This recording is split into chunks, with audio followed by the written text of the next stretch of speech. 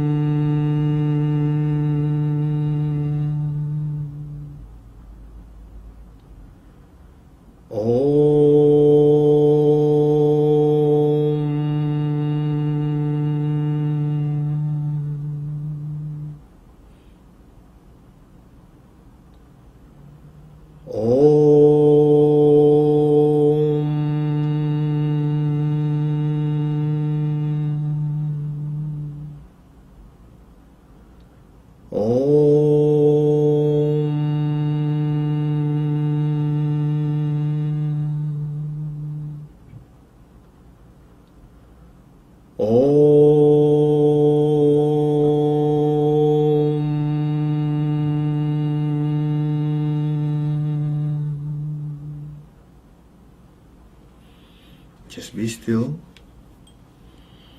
Let's chant Om again. Just be receptive. The divine energy is entering your crown chakra is being cleansed, your forehead chakra is being cleansed, your ajna chakra is being cleansed, your back head chakras are being cleansed. Your throat chakras are being cleansed, your front back heart chakras are being cleansed, your front back solar plexus chakras are being cleansed, front back spleen, front back liver chakras are being cleansed. Your navel chakra is being cleansed, your Mingmen chakra and your kidneys are being cleansed. Your sex chakra, your basic chakras are being cleansed. In the name of the Divine Supreme God, in the name of our teacher, Master Chokoksui, Mahaguruji Mailing, and all the high beings, tremendous amount of divine light is purifying your crown, forehead, ajna, throat, hearts, front back solar plexus, front back spleen, front back liver chakras, navel, Mingmen, basic, and sex chakras. All your chakras are being cleansed. The divine energy is pouring down to your entire body, down to your knees, down to your hips, down to your legs, and into the earth. All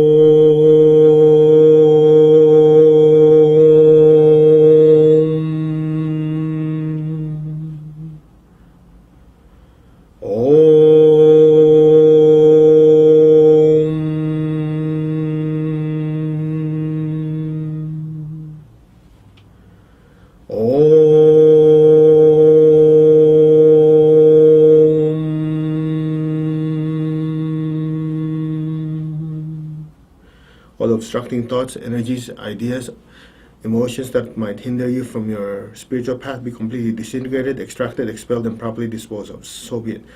Om Namah Shivaya. Om.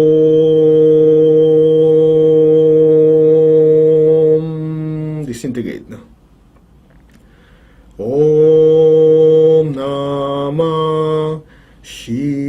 Shivaya.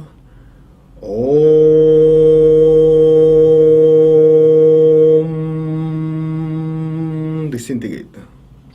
All negative thoughts, negative chords, any negative emotions, thoughts, ideas, energies that might obstruct you from your spiritual path, that might obstruct you or hinder you from seeing your real self, becoming one with your higher self, be completely disintegrated now. So be it. Om Namah Shivaya.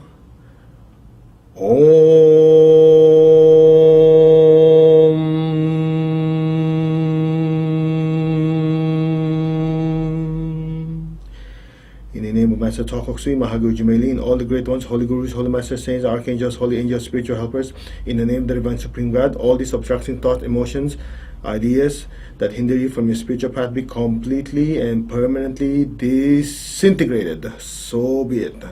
So be it. Cut. Dissolve, disintegrate, extracted, expelled properly. So be it.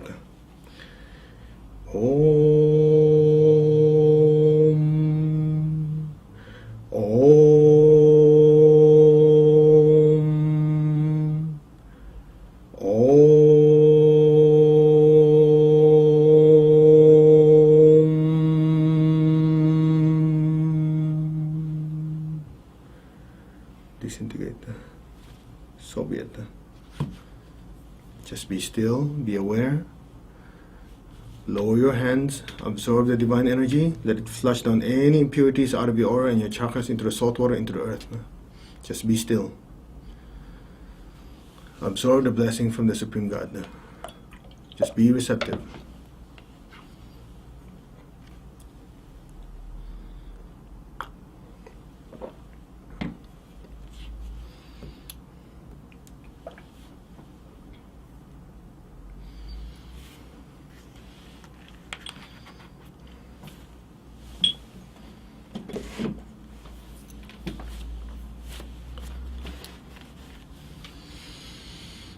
Alright, you may slowly open your eyes.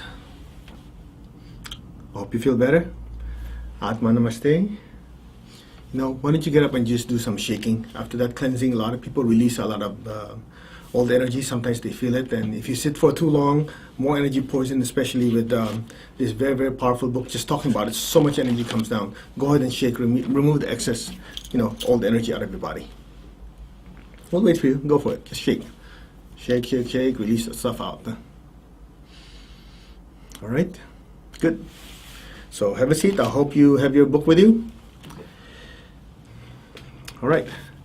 The existence of God is self-evident. Very, very, very powerful book. I remember before Master Cho left his body, he really emphasized the studying of this book. And a lot of us that have been studying it really feel the benefits. We really feel the blessings of God, blessings of our beloved teacher, Master Cho Hoksui, flowing through us as we read the book. So let's just dive into it, shall we? Now, let's start with, let's see. Go ahead to chapter 1, the path of knowledge and understanding. Okay? Now, yoga means spiritual oneness. What is spiritual oneness? Spiritual oneness means the incarnated soul is achieving a higher degree of oneness with the higher soul and a certain degree of oneness with God and oneness with all. There are many paths to achieving illumination and spiritual oneness. One of the paths is the yoga of knowledge and understanding. This is called jnana or nana yoga. This path is easiest path for those who are mentally developed. By reading this book just once, the spiritual cord will become much bigger. There will be greater downpour of spiritual energy. The crown chakra and all the other chakras will become bigger. The effects are temporary. It is necessary to repeatedly read this book over and over again. A person can rapidly achieve illumination and divine oneness within a short period of time. The time factor may vary from several years to a lifetime. One lifetime is still considered short because other yogis take many incarnations just to achieve this state. So let's break it down. Yoga means union. It says yoga means union, or yoga means spiritual oneness. What is spiritual oneness? Spiritual oneness means the incarnated soul is achieving high degree of oneness with the higher soul, a certain degree of oneness with God, and oneness with all. All right, let's just use some illustration. So if you look at this image, here at the bottom is the image of the physical body. Above it is the incarnated soul, 1 foot above, if you remember the 12th chakra.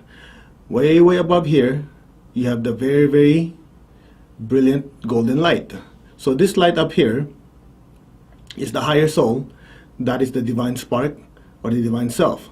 So you have the incarnate soul, which is called the Jiv Atma, or the part of the soul that has taken on a form or a body. Jiv Atma, embodied soul.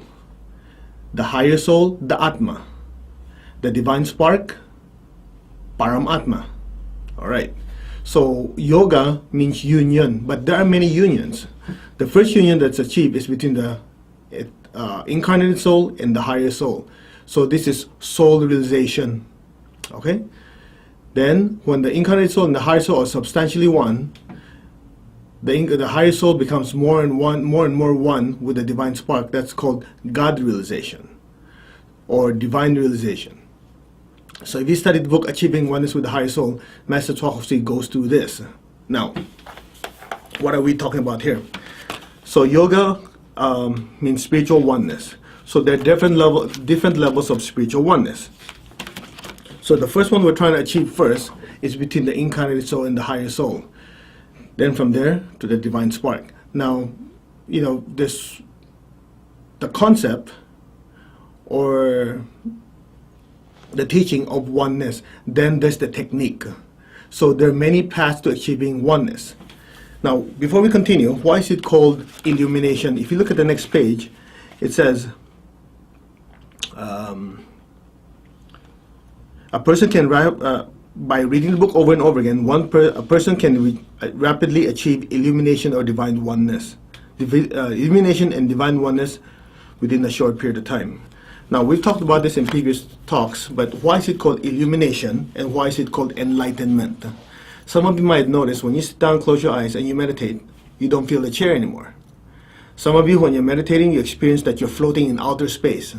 Some of you experience yourselves as just brilliant light filling up a certain space, or sometimes that certain space, you cannot see the edges of it. So essentially, you and I are a being of pure light or pure energy. So when we do our meditation, when we do our spiritual practice, whether through Gnana Yoga, the one we're studying now, Kundalini Yoga, Kriya Yoga, whatever practice that you're doing, what you're trying to do is to experience the real you, which is brilliant, brilliant light, the higher soul, the Atma. So the reason it's called illumination or enlightenment, one level of truth is you get to experience the formlessness, which is you. So by being formless, you are able to experience that you're not the body, not the emotion, not the thoughts. So there are many levels of formlessness. In other words, actually there are different levels of realization of your formlessness or your energetic state. So some of us, we experience just a little bit, even temporary, we experience, everything disappeared, we're just pure light.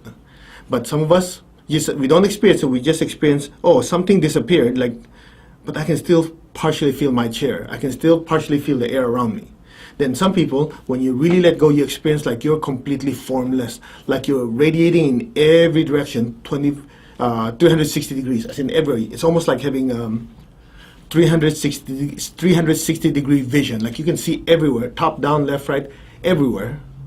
It's just like you have eyes on your you're inside a ball, and that ball itself is an eye. The whole surface an eye. You can see outward in every direction, and then you can also see inward in every direction. So space, front, back, left, right, and everything just disappears. You just are. Okay? That's probably why one of the teachings, if you look at some Tibetan art, you'll notice the Buddha Kuan Yin, she has thousands of eyes. Okay? Now the purpose of that, there are many teachings. The Buddha Kuan Yin, Kuan Shi Yin, one who sees or hears or perceives the cries of the world. So one level of truth is the eye says, hey, I see all your pain, I can help you. So that's one level of truth. Now it also gives you an idea, when you do spiritual practice, when you reach a certain level of spiritual development and oneness with who you really are, you're able to experience that you're not limited with physical vision, not physical eyes. You get to see so much, the physical world, the energy world, and higher. Okay, so those are some of the explanations why it's called illumination or enlightenment. You get to see or experience your real nature, which is pure light or pure energy, made in the image of God, as Genesis says. Okay, now let's continue. So it says here on page 4,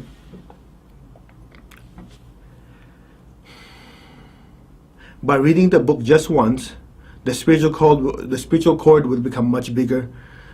There'll be greater downpour of spiritual energy. Okay, let's see what we're talking about. All right, so take a look. This is from Inner Hinduism Revealed book. So on this side, you have a person who has a small spiritual cord. On this side, you have somebody with a big spiritual cord. So that spiritual cord, as you know, is the degree of your connectedness with your higher soul. So that little cord here and that big cord here is essentially the thickness of that pipe between the incarnate soul and the higher soul right there. All right? Now, when we do our spiritual practice, the cord goes from here to here. Now that we talked about what it is, let's talk about how it is done. So the purpose of this book is the more you read it, the more you have realization of inner spiritual truth. And as you realize inner spiritual truth, you're able to experience more and more of who you are and your place in the universe. So as you experience what is real, you start experiencing God is in all. As we experience oneness with God and this, our place that we are part of God, the cord increases. We get to realize even more who and what our place is in this universe. Okay? So, now, as we continue, let's just do a simple experiment. I'll just turn to a page. Okay, sounds good. Page 66. All right? Now, here's what you're going to do. You're going to raise your hand. You're going to scan your spiritual cord. Most of you know this already. If you don't, let me just give you an image real fast of how it's done. Okay? Now, how do you scan your spiritual cord? Most of you have seen this before.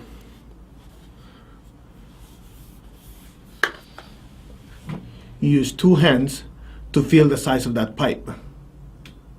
Okay?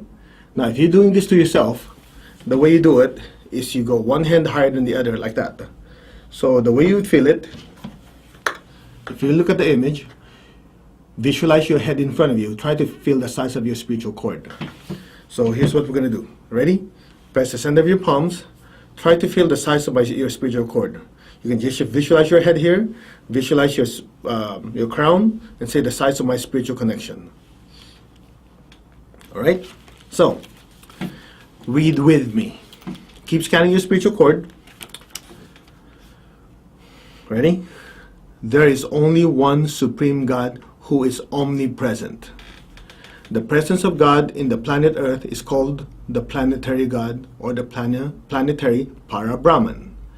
The planetary God is also called planetary Logos, since life on the planet Earth, physical and not physical, is sustained through the consistent use of the sound or the word. Logos is a Greek term for the word or God. The planetary Logos is a part of the Supreme God and is spiritually one with the Supreme God. Therefore, there is only one God. Do you notice anything happening with your spiritual cord? Can you feel it that it's pushing? Okay, keep your hand there. Remember where it is now. Let's do it again. The same verse. Number 36. There is only one Supreme God who is omnipresent. The presence of God in the planet Earth is called planetary God or the planetary Para-Brahman. The planetary God is also planetary Logos. It's also called planetary Logos since life on the planet Earth, physical and non-physical, is sustained through the constant use of the sound or the word. Logos is a Greek term for the word or God. The planetary Logos is a part of the Supreme God and spiritually one with the Supreme God. Therefore, there is only one God. Okay, scan the spiritual cord. It's getting huge, right? Okay, let's do a simple experiment. Close your eyes. Just close your eyes. Put your hand down. just repeat with me, and I'll do it slowly. Meditate on the words that are being used by Master Tuakok Sui. All right, just close your eyes. Just be still. I'm only the instrument of the teacher.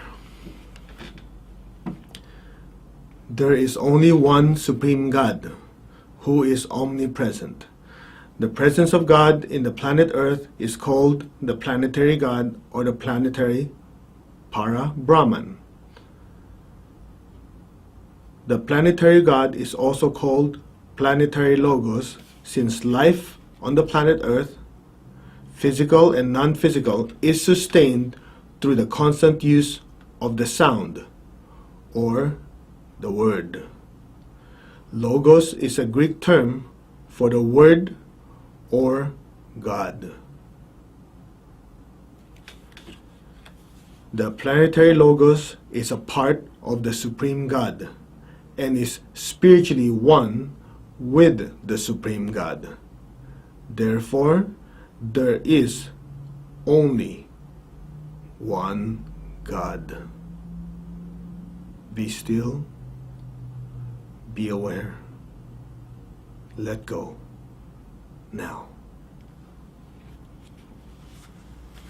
Just let go.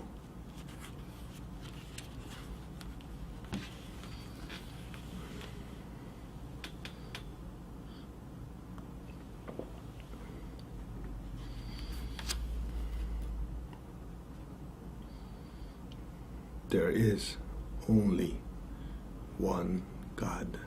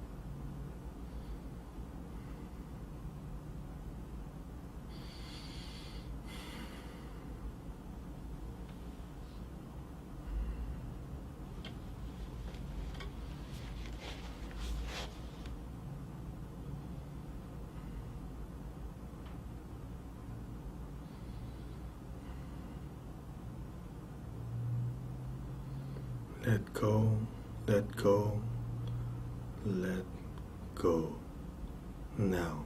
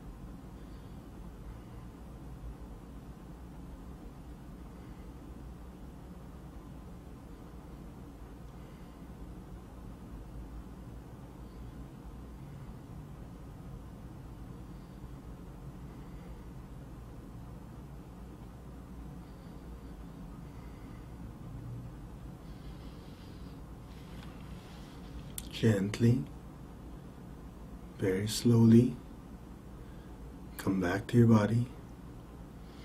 Come back to your body right now. Move your fingers, move your toes. Gently and slowly come back. How do you feel? You okay? Oh, it's just verse 36 and 37. 2 verses. So the secret is to meditate on the words of the teacher. You listen to it, you repeat it, you read it, anything to connect you to that energy in the teachings, and just be still, absorb the blessings in the energy. All right? Shall we continue? So, that was just page 4. So the message says, there'll be a greater downpour of spiritual energy, which is no doubt your cord became bigger, your crown and all the other chakras became big. It says the effects are temporary. So you'll notice, if you just do it once and you don't do it for a while, the chakra shrinks, because as you say it, your level of connectedness can only go so high. And then as you consume the energy, the cord becomes smaller again. So the more you repeat this over and over again, it gets stronger. So as you read it, your cord gets bigger. As you keep reading it, the chakra becomes bigger. At some point, it becomes more permanent. All right? So basically it says repeat it over and over again. Now, you have to realize the first part where it says the Jnana Yoga or Jnana Yoga is the easiest path for those who are mentally developed. What is the point of this? It's something like this. There are many ways to spiritually develop. As you know, in Arhatic Yoga, it's a synthesis of the yogas. So you have meditation twin hearts, which is part of the practice, and you have devotion to God, reverence to teacher as the first pillar. So that's part of Bhakti Yoga, yoga of love and devotion. Okay, for some of us who are very loving, very heart-oriented, that's very easy. Now for some of us who are very mental, it's a little difficult.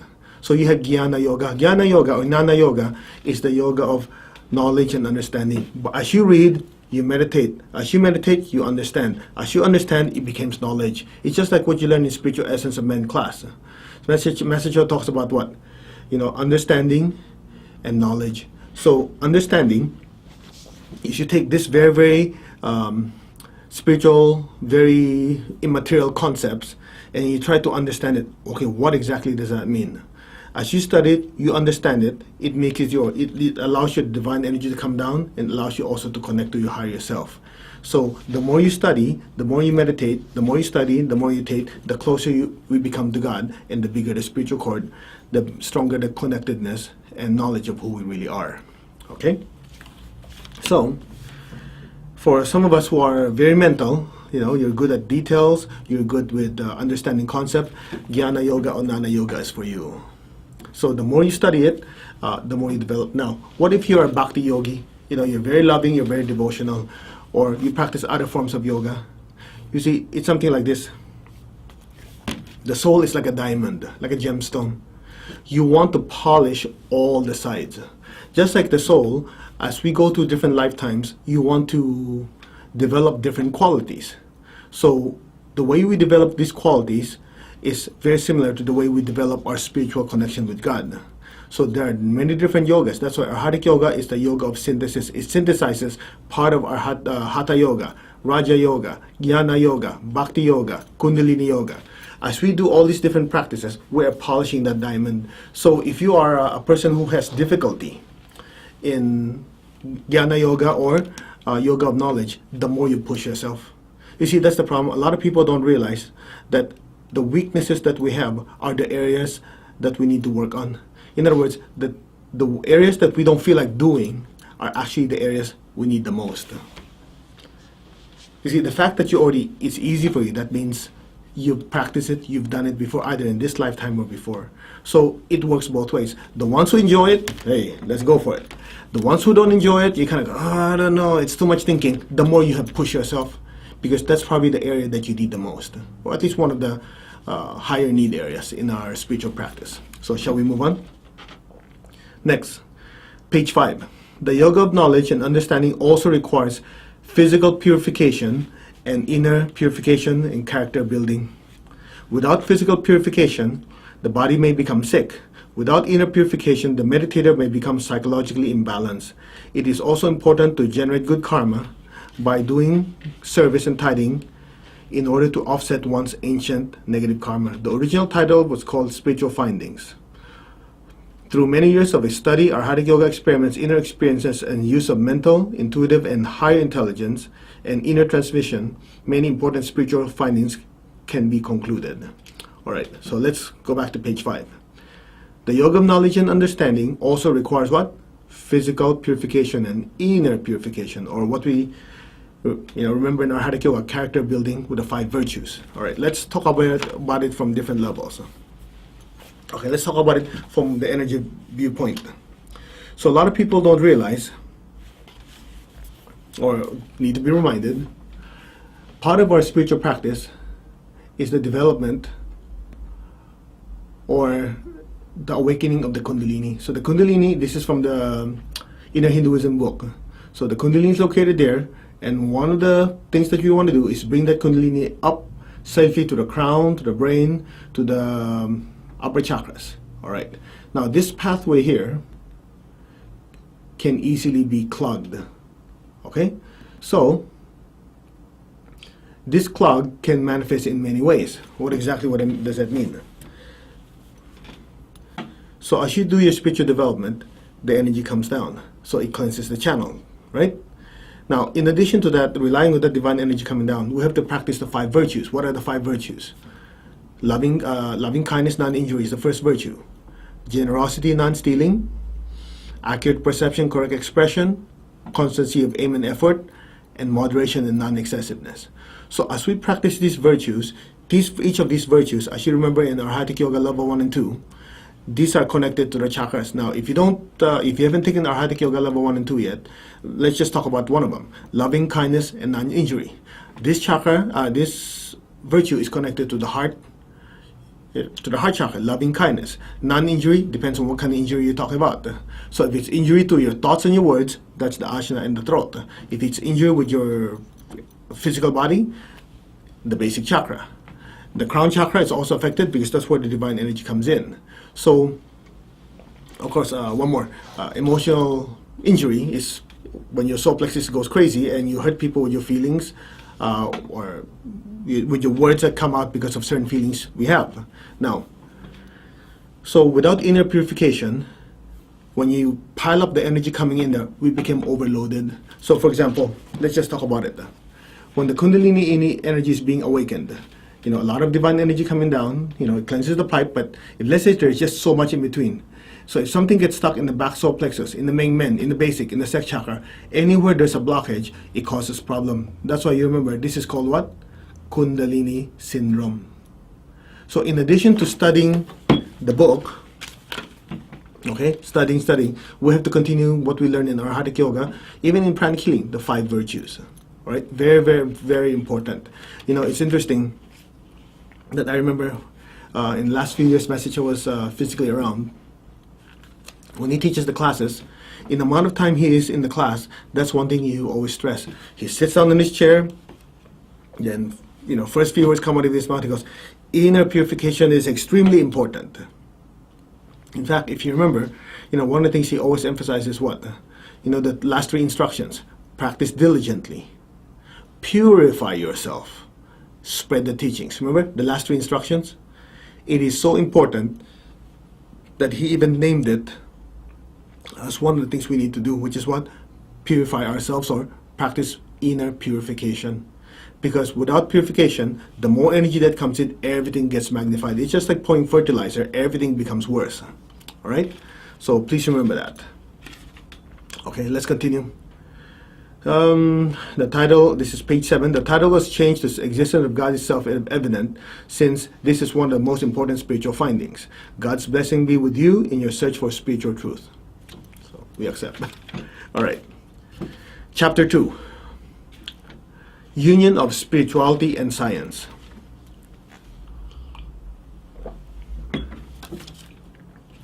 Let's go to page 11.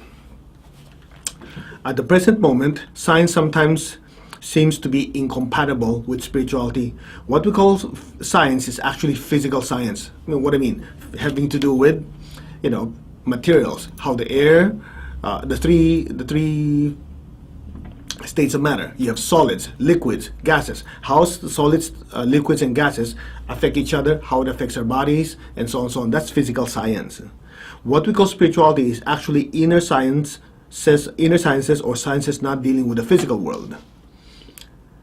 By the way, psychology, the word psyche is a Greek word for soul. So psychology actually is science of the soul. You don't work with physical things. You work with the thoughts, the emotions, which are the instruments of the soul. Interesting, huh? Although it's called a science, it's actually not a physical science. So that gives you a little hint that why spirituality affects our thoughts and emotions right away. Okay? The process of union between science and spirituality is already in progress, as you can see in psychology, right? This can also be seen in the field of quantum physics, merging with mysticism, in homeopathy, acupuncture, feng shui, qigong, vibrational medicine, and others. So, for example, with feng shui, you're dealing with the physical world, right? How you arrange your bed, how you arrange your door, your stove, your desk. So these are physical things, but at the same time, you're also understanding, hey, if my bed is not aligned a certain way, there's some invisible something that is not very physical that will affect me. Feng shui. Qigong, okay? Any form of energy work is a form of Qigong. You know, sometimes we Chinese people think that Qigong is ours. It's not. Qi is energy, Gong is the practice. So Qigong is essentially any kind of practice that is connected with energy. Pranic healing is Qigong. That's why Master Cho calls it what? External medical Qigong. Reiki, what else? Massage, anything that has to do with moving energy. Even if you just sat down, do deep breathing and pray, that's a form of Qigong. Now, if you think about it, with pranic healing, as an example, you move your physical hands. Somebody who looks at it don't see anything, but it's affecting the physical body of the other person. So that's a combination of what? Physical and energetic. So these two is a form of what? Marriage of spirituality and physical science. Okay? Now, acupuncture. Acupuncture is basically what? Manipulating or changing the state of energy channels, chakras, acupuncture points, energy body by the use of a physical needle. All right? As we talked about in one of the other esoteric study groups, if you think about it, how does the needle affect the flow of energy? You're not affecting physical blood vessels. You're not affecting directly physical organs. It's the energy from the needle, which is going through from the practitioner, affecting the energy channels, which affect certain organs, which affect the physical health of the body. So you're blending the visible with the invisible. All right? So, page 12. Pranic healing and Arhatic yoga are examples of union between science and spirituality. The trend is inevitable and will become stronger in the future. Now, let's clarify something.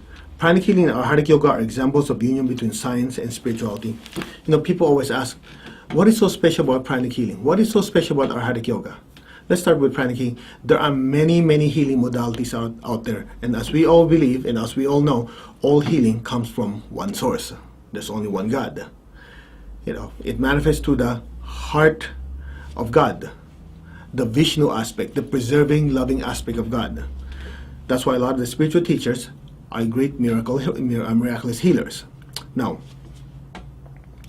when we say it's a science, it's something like this. If you talk to a lot of people who do natural healing, they've never been taught, they just intuitively know how. You ask them, how do you do it? I don't know. Like one time we have one student who came in for healing. Actually, he came in to learn. If I remember, he came in to attend one of the level 1 or basic pranic healing classes. I said, hey, what are you doing here? You know, you already do all these miracles. He's known to have done miracles. In fact, he's written a book. He's been on TV. I said, what are you doing in my class? You know, this stuff is kindergarten compared to what you do. You know what he said? He said, I want to know what I'm doing. I said, really? Could you display what you do? So he sat down. I had him close his eyes, put his hand like this. And I said, why don't you try to remember a time, put yourself in that state when you produce one of those miracles.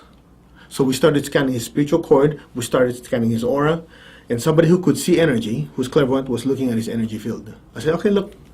So he said, okay, go, do what you need to do. So he closed his eyes, he did all his thing. He was very still, but we could feel the energy radiating. The spiritual cord went from very small to it went like that.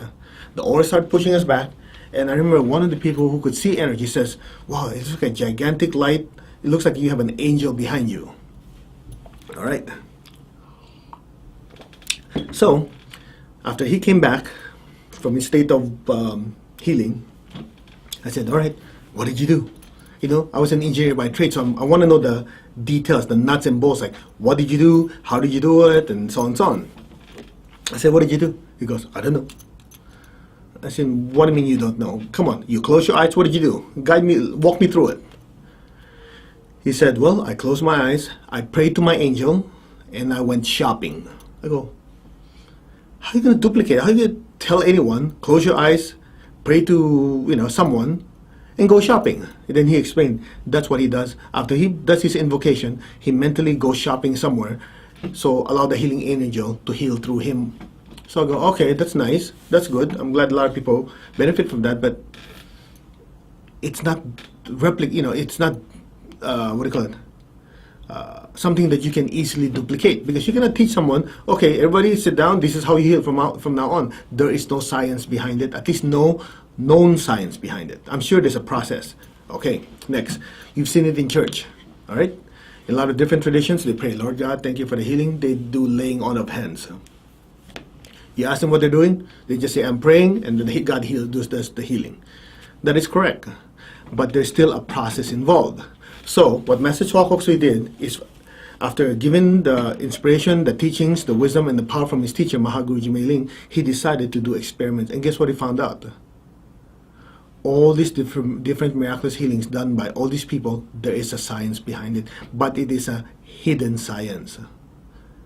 So what Master Choa Kok Sui did, with the use of his very, very sharp and intelligent mind, he was able to break it down. So to make it simple for all of us, he made it into a science. What exactly is a science?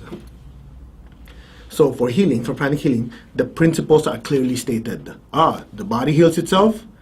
In order for the body to heal itself, it absorbs prana. Okay, very good principle. So when the body is not healing itself anymore, like when the body is about to die, the soul is about to leave, no matter how much prana you put in, the body doesn't absorb the prana, the body and eventually dies. So you have these two principles. Very good. The next thing he looked at is, it's a science. How is it a science? Well, the body knows how to heal itself. It absorbs prana. How is the prana absorbed? You notice with the help of clairvoyance, there are chakras. They're spinning things that absorb fresh energy, releases dirty energy. When the body is very sick, a lot of these energy centers are not functioning properly. So there's the mechanism of absorbing prana, using the prana, releasing the prana. Very interesting. So you have the principle, you have the mechanism. Now the question is, if there's nothing wrong with the chakra, okay, then done. The person has good health. Well, what if some of these chakras are not functioning properly? There must be a technique. So as you watch a lot of healers, some healers, when they heal, their hand becomes darker, the patient's body becomes brighter. So something is going on, something is being transferred. And you notice, like some Native Americans, when they heal, they use a feather, right? Native Americans, they use a feather, they move their hand like this, the area becomes brighter, the person feels better. Some traditions, they use an egg. They put the egg on the body with the discomfort, they turn the egg counterclockwise, they chant some mantra, the pain goes away, the discomfort goes away, the ailment goes away, and the shaman throws away the egg. Concept, principle, technique, cleansing. They are cleansing. So instead of using an instrument, what if I use my hand? What if an area is dirty, I just use my hand to wipe it? We can wipe the aura and the chakras. That's how cleansing came about. Then you notice a lot of healers, when they're healing, they pray, they invoke, they move their hands. Sometimes their body starts moving, their hand starts moving clockwise. What's the difference between clockwise and counterclockwise? So when they look at certain shamans, when they're doing rituals, when they move the hand counterclockwise, light and dirty blockages seems to come off the body like gray smoke. When the shaman is moving the hand clockwise as I do mantra, light seems to go in. Technique, cleansing, energizing. And then if you can use it for back pain, well, somebody with asthma has different chakras affected. Hey, the cleansing, energizing works anyway, so they do it on those specific chakras. It can work for headaches, and so on and so on. After a while, you have the principle, you have the mechanism, you have the technique, you have applications. That's why Master Choa calls it like a cookbook approach. Do you get what I'm saying? So science is actually married with spirituality. That's what pranic healing is. It's a spiritual science. Same thing with Arhatic Yoga. Arhatic Yoga basically is what? Instead of, you do your thing every day, try to do good works, you try to meditate, instead of try to do trial and error to see how you can become connected with your higher soul. What is Arhatic Yoga? Arhatic Yoga is a spiritual science. You have the 5 pillars. You have the 5 virtues. You have the specific step-by-step techniques, how to clean the chakras, how to clean the aura, how to bring the divine energy coming down, how to awaken the kundalini, step-by-step technique to increase your intuition, step-by-step technique to increase your awareness, how to build the golden aura, how to build the rainbow spiritual bridge, the spiritual rainbow bridge, and so on and so on. So it's a spiritual science. Okay? So when it says pranic healing and Arhatic Yoga are examples of union between science and spirituality, it's an understatement. Literally, it's a marriage of spirituality and science. That's why we are so blessed to have to be learning these things. All right? Let's move on. There's a clear distinction between spirituality and religion. Religion tends to be sectarian. In other words, religion has a tendency to be exclusive. Exclusive meaning what? Okay, it's either this or this, instead of being inclusive. It tends to be based on belief, tends to be partially distorted by some of the followers of the founder. I don't think we have to use any examples on that. All of us know it. The teachings of the Lord Buddha, teachings of the Lord Christ, teachings of the Prophet Muhammad, teachings of Zoroaster, teaching of all these great teachers. What happened? The problem is not the teaching. The problem is that distortion made by the followers. So that's why with Master Chua Kok Sui, he wanted to make sure everything is in writing, at least most of the teachings. And as we read it, hopefully, we do our best to interpret as close to what the teacher wanted us to learn. So when we do these esoteric groups, study groups, personally, I do my best. And I do realize that my interpretation is only limited, is only as good as my understanding of what the teacher said. And I'm sure some of it is probably not as good as how we want it, but we'll do our best, okay? So the more we study, the more teachings become clear to us. Let's continue. So religion has a tendency to be based on belief and tends to be partially distorted by the followers. In some instances, religion tends to be the cause of much suffering due to war, while spirituality deals with inner sciences. Okay, let's talk about it.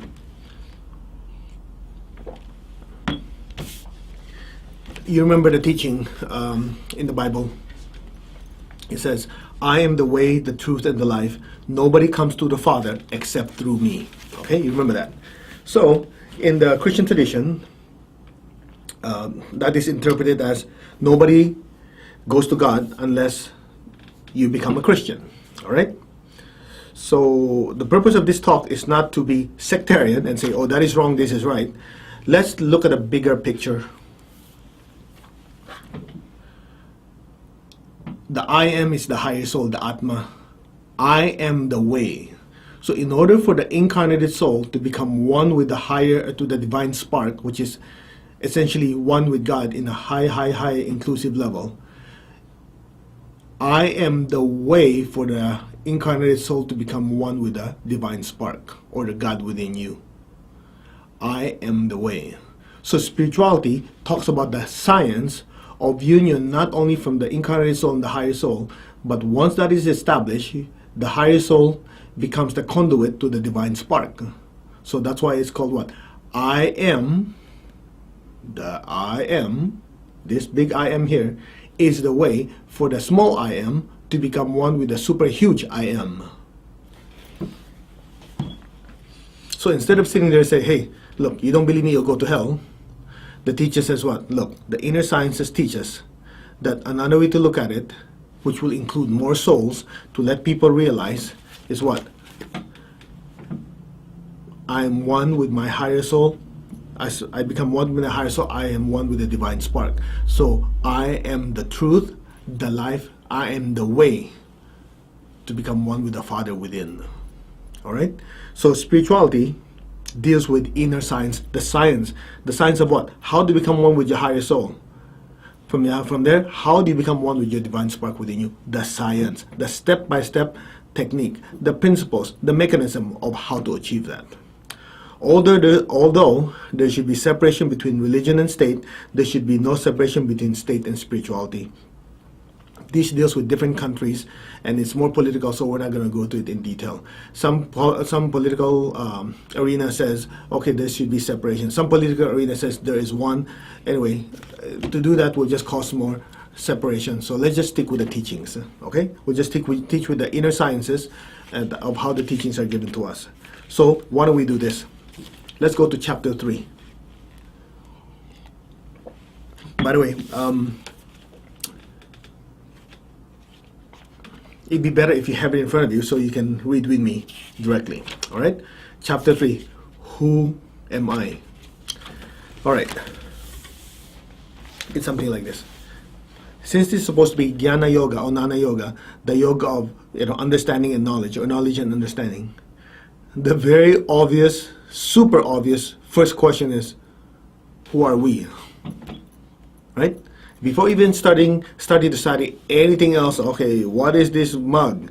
What is the air? What is the universe? The first question is, who am I? That's why that's the first lesson. Who am I? Okay? So let's go through this step by step. We've done this in other classes already. Let's just go through it in more detail so we can understand it at a deeper level. Page 17. I am that I am. I'm not the body. The body is the vehicle of the soul. I'm not the emotion. I'm not the thought. The carpenter is not the furniture. The emotions and the thoughts are the products of the soul. I'm not the mind. The computer user is not the computer. The mind is only a subtle instrument of the soul. I am the soul. I'm a spiritual being of divine intelligence, divine love, divine power. I am one with my higher soul. I am that I am. Do you notice just by listening and repeating it to yourself, you can already sense the increase of spiritual energy? Okay, let's break it down. I am that I am. I'm not the body, I'm not the emotion, not the thoughts. I'm the soul, right? That's the shortened version. Okay, let's go through it in detail. I'm not the body is the vehicle of the soul. If you remember from previous teachings that you've learned from Master Chua Sui, the higher soul is pure but not perfect. So the higher soul, in order to evolve, in order to learn, puts a portion of itself in certain vehicles or instrument to be able to learn those lessons. So the higher soul inserts itself, like inserting itself or puts itself into a physical body to act with, to act in the physical world, to pick up things, to feel things, to experience physical pleasure, physical pain, okay? Then it also inserts itself into emotional bodies. The emotional body is to feel with, to feel what it feels like to love, to be hurt.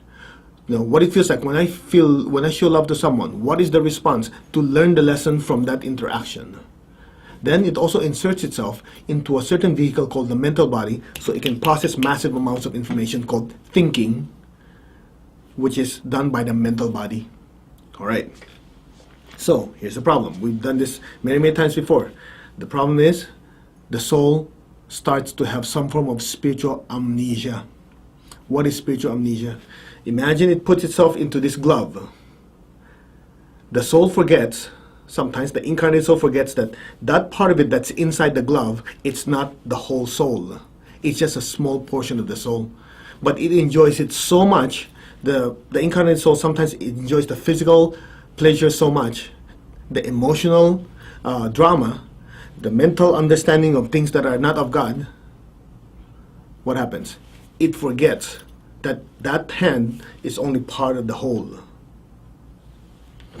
So, what happens? Then it starts experiencing entanglement.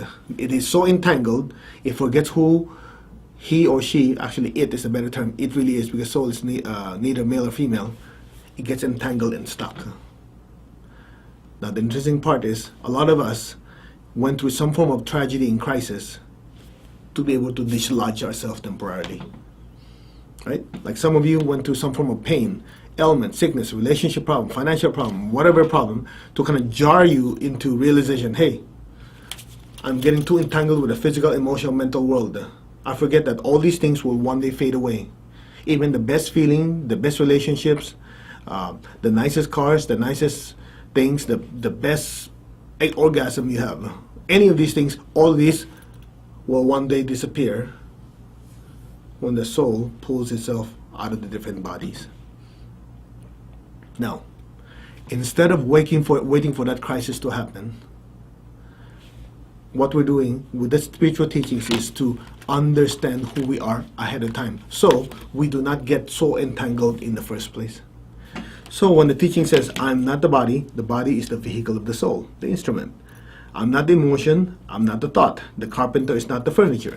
Just like if you have a certain thing that you made, the maker and the thing that is made are not the same. When he talks about the computer is not the computer user, what he's saying, what you call emotions and thoughts are essentially the products of the emotional body and the mental body as it is being used by the soul. It's just like if I'm sitting on the computer typing away, number one, the computer is not me. Number two, the data that is produced by the computer, by a Word document, by what? A spreadsheet, a flyer, a brochure, an email, all those are the products of the user using the computer as an instrument as it produces it. So the user is not the same as the instrument or the machine. And the things that are produced by the machine is definitely not the user. Okay? So that fundamental truth is very, very important. That's why it says the mind is only the subtle instrument of the soul. I am the soul. Now,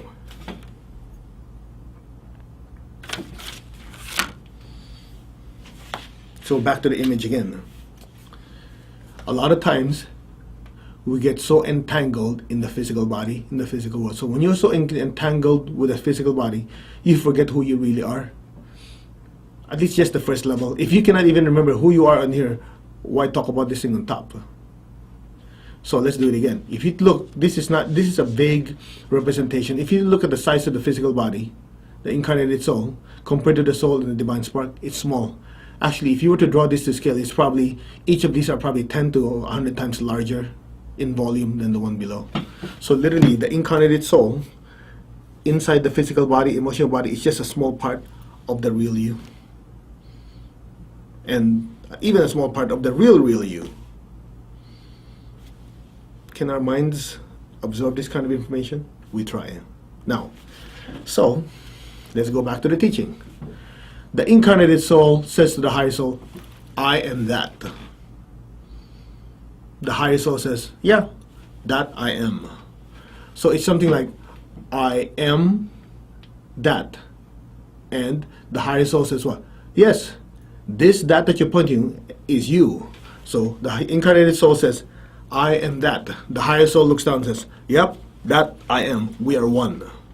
So as you repeat this affirmation, the spiritual connection gets bigger and bigger and bigger, because you're blurring the line between the part of the soul that is inside and outside the body, plus the one that is the soul that originated the whole thing in the first place. I am that I am. So hum. The higher soul says, hum so.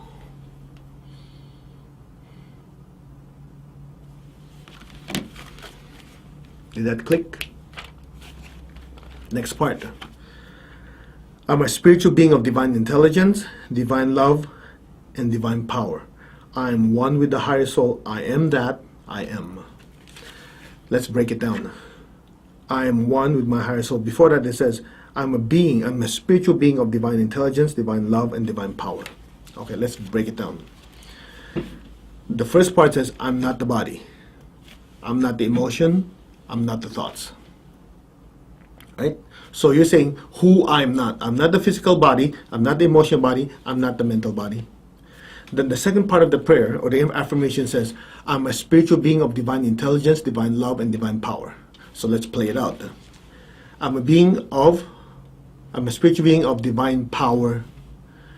This ability to act is due to use of power that allows you to exist. So I'm a being of divine power. That's why, as that spiritual being of divine power, you control the physical body. I'm a being of divine love. Love is spiritual level of emotion, much, much higher love. I'm a being of divine love. As a being of divine love, I control my emotions. I'm a being of divine intelligence that controls my thoughts. So when you say, I'm a spiritual being of divine intelligence, divine love, and divine power, you're basically saying, as a spiritual being of divine intelligence, I can control my mind. As a being of divine love, I can control my emotions. As I realize I'm a spiritual being of divine power, I control my body. Power, controlling the body, allows you to exist. That is sat. The being of divine intelligence affecting your thoughts, controlling your thoughts, you are a being of divine intelligence. That's chit. Divine love in the highest form manifests as ananda, bliss. Controls the emotional body. Sat, chit, ananda, the trinity within us. That is the teaching given to us. So even the very first verse of the I am affirmation, for a lot of us, will take probably lifetimes to really realize. That is the magnificence of the teacher's teachings. It's simple, but it is so deep. And it's one of those things where the more you study, the deeper it ingrains itself in your consciousness. Now, here's the fun part. As a spiritual being of divine intelligence, divine love, and divine power, as you realize that you are a being of divine intelligence, love, and power, you are now ready to experience more of a oneness with your higher soul. Okay? So the first part, when you say, I am the soul, you are still saying that I am the incarnated soul. You see, it's a series of steps. The first step is to realize that I'm not this body that's holding me. I control the body. So therefore, who is the one that is holding the body? The body.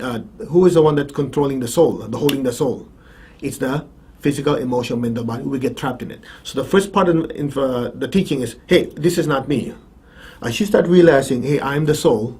I'm the incarnated soul. I'm the liquid in the cup, not the cup.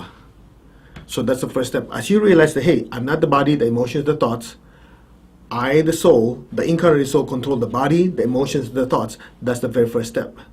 Then when you start to realize that formlessness within, you go, wait a minute. If I'm not the physical body, the emotions, the thought, I'm the incarnated soul, I'm pure energy, where did I come from? I must come from the higher soul. That's why in the Spiritual Essence of Men class, and also book, what did Master Cho say? The incarnated soul is called Ein Sof Ur, infinite light. Because when you meditate, you experience that light seems to go infinitely in every direction. That's just the first step. So the higher soul in the Kabbalistic tradition is called Ein Sof. From here, which is what? The infinite light comes from an infinite source. Infinite source. So, I'm not the body, not the emotion, not the thoughts. I'm the soul. I'm one with my higher soul. And then from there, it says what? I'm one, page 19. I'm one with the divine spark within me. I'm a child of God. I'm connected with God. I'm one with God. I'm one with all. So, let's go back to the image. I'm not the body, not the emotion, not the thoughts. I am the soul. I'm one with my higher soul. I'm one with the divine spark within me. Now imagine this light is part of a gigantic, ever pervasive light. I am one with God. I am one with all. There's only oneness. There's only one big ocean.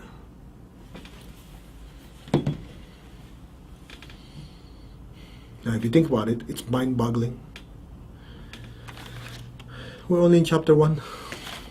No, sorry, chapter 3. Who am I? We're just on the first question. Who am I? Without understanding who we are, how are we going to understand anything else outside? You know the interesting part? As we understand who we are, there's a sense of peace and stillness within. Because once we do Buddhist meditations over and over again, we get to realize the little petty, trivial things that happen in our lives, it's nothing in the perception from the soul, or the perception of the soul. The soul looks at different lifetimes as different opportunities to evolve. While the incarnated soul sometimes gets so trapped, using the different bodies, so trapped to worry about little things. So the more we do our spiritual practice, the easier it is to deal with what happens every day in life. We're not going to say it's completely easy, but at least it's a process. It's a process of going, everything's subject to change. The soul is evolving. As we learn from our little lessons, big lessons, the soul evolves. And that's that. So why don't we finish it with this? Okay? Let's close your eyes. Gently tap your heart, tap your crown. Focus on your heart and your crown. Just be still. Just remember some of the teachings we've learned this short lesson.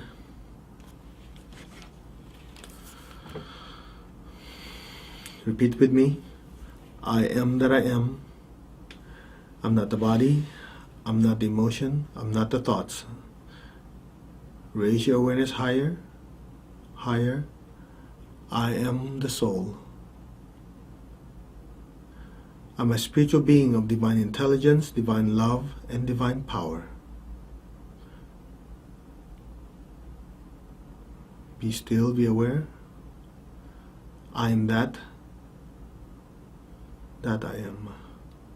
Raise your awareness higher, higher. I'm connected and one with a divine spark within me. But before we get there, we have to pass through the higher soul. I am the way, remember? I am one with my higher soul, the Atma within me. Just be still. I am that I am. I'm not the body, not the emotion, not the thoughts. I am the soul. I'm a spiritual being of divine intelligence, divine love, and divine power. Go higher. I am that I am. What is that? That is the higher soul. I am one with the higher soul, the Atma within me. Just be still. Go higher, higher, higher. I am one with the divine spark within me. I'm a child of God. I'm one with God. I'm one with all. There's only oneness. Separation is an illusion. Dissolve that illusion. There's only oneness. There's only God. Let go, let go. Dissolve into the light. Dissolve into the nothingness of the light and let go now.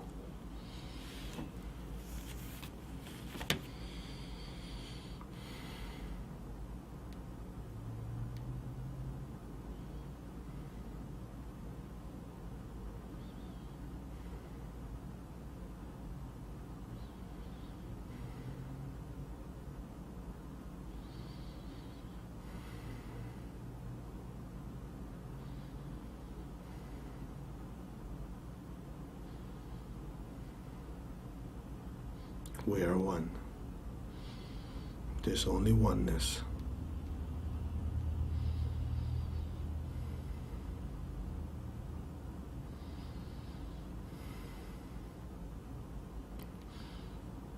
Just let go.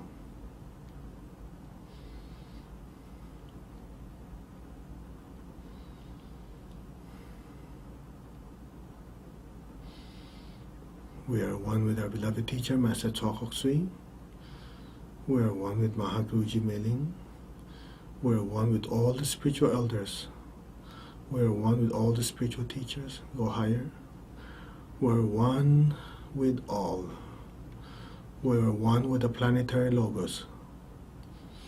We are one with the solar logos. Expand even more. We are one with the Galaxian logos. We are one with the God of the universe. We are one with God of the multi-universes. We are one with the absolute supreme God. There's only one God. Be still, Be aware. Let go. Now.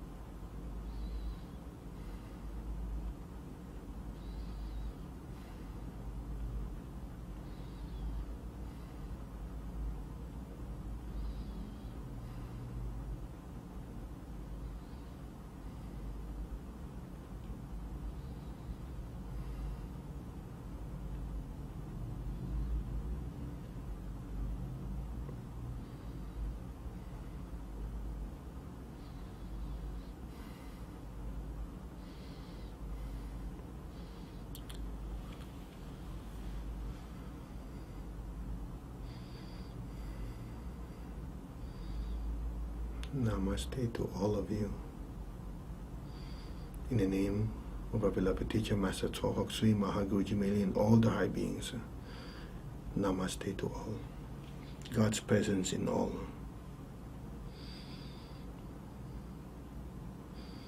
Allow yourself to let go and expand even more.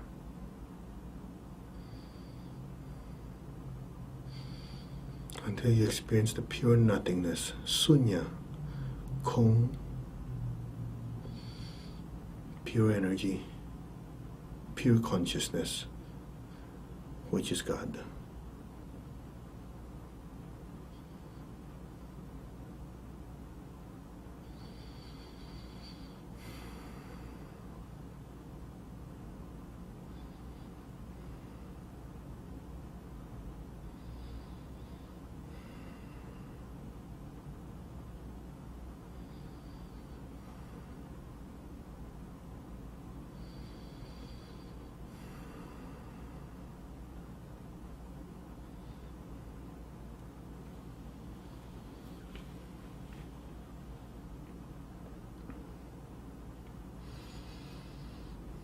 Gently, slowly, come back to your body.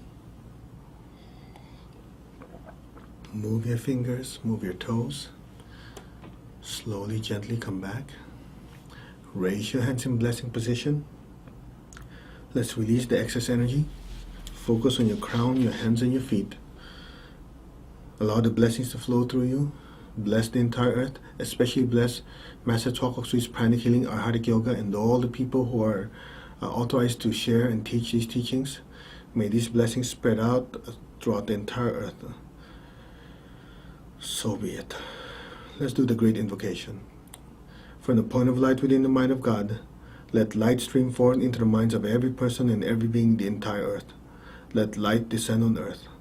From the point of love within the heart of God, let love stream forth into the hearts of every person and every being, the entire earth. May the great avatar, the messenger of God, descend throughout the entire earth. Let love descend throughout the entire earth. From the center where the will of God is known, let purpose guide the wills of every person and every being, the purpose which the Holy Masters know and serve. May goodwill and the will to do good descend throughout the entire earth. From the center, which we call the human race, let the plan of love and light work out, and may it seal the door where any evil dwells. Let light, love, and power descend on earth. Let light, love, and power restore the divine plan on earth. So be it. Blessings be to all. Let Master Chohok Sui Pranic Healing, Arhatic Yoga, and all the spiritual teachings of our beloved teacher spread rapidly, quickly, powerfully, enthusiastically, and safely throughout the entire earth. Let these teachings and blessings be anchored deeply and permanently now. So be it. So be it. Now visualize each of your areas, wherever you live, the city, the country you live in. Let Master Chohok Sui Pranic Healing, Arhatic Yoga, and all the spiritual teachings be deeply and permanently anchored into those areas. So be it. Let these teachings and blessings spread rapidly, quickly, powerfully, enthusiastically, and safely throughout each of these areas. So be it. With God's blessings, so be it. With God, all is possible. So be it. Now visualize your friends, your loved ones. May all of them be blessed with good health, happiness, prosperity, and spirituality. So be it. Visualize your job, your career. May it be blessed with success, advancement, progress, and success. May it be blessed with prosperity and abundance. So be it, so be it, so be it. Now be aware of your feet and the base of your spine. Visualize golden light going to the earth. Let our beloved Mother Earth be blessed with divine light, divine love, and divine power. Let our beloved Mother Earth be blessed, healed, regenerated, and revitalized. So be it, and so it is. To the Divine Supreme God, Divine Father, Divine Mother, we thank you for all your immense blessings. To our beloved and respected teacher, Master Tuakok Sri Mahaguru Jimeling, and all the great ones, Holy Gurus, Holy Masters, Saints, Archangels, Holy Angels, Spiritual Helpers, we thank you for all the immense blessings. Thank you. With gratitude, take a deep breath. With respect, take a deep breath. To the heart, with tremendous love, we thank you. Take a deep breath. Okay, we thank you. Open your eyes. All right. Hope it was an enlightening, empowering experience for you. The teacher stressed it so much that we should read and learn from his teachings. So this is part 1. We'll go to part 2 when we come back next time. We'll go to page 4, chapter 4, I'm sorry. Spiritual findings, and we'll go to it in depth. All right. So thank you very much for joining us. We'd like to ask you to please, as always, give us your feedback. The feedback form is down here. Just give us an idea how you liked it, how you didn't like it. If you learned something, and just comments and testimony, we value those very, very much. And that's how we adjust and kind of plan what we want to share next. The teacher left us a big, huge treasure chest of divine teachings, and it's just a matter of looking at what we should share next. And we're so grateful to be the instrument, and we'd like you to give us your feedback so we know how much more and what to cover next. All right. And as we always said before, we'd love to keep these teachings free, and because we're doing the teacher's work, and a lot of you for whatever reason cannot always come to the class and things like that, but we still want you to continue with Master Cho's teachings and work in your life. So that's why we're coming to you. So if you'd like to keep this free and help us out, that'd be great. You're welcome to give some donation to help keep this video ministry free. So, okay, you can donate as much as you like, as little as you like. And the ones who've been given, we thank you. May God and Master Cho's blessings be with you. May you be blessed with good health, happiness, prosperity, abundance, and spirituality. May you and your family be blessed immensely.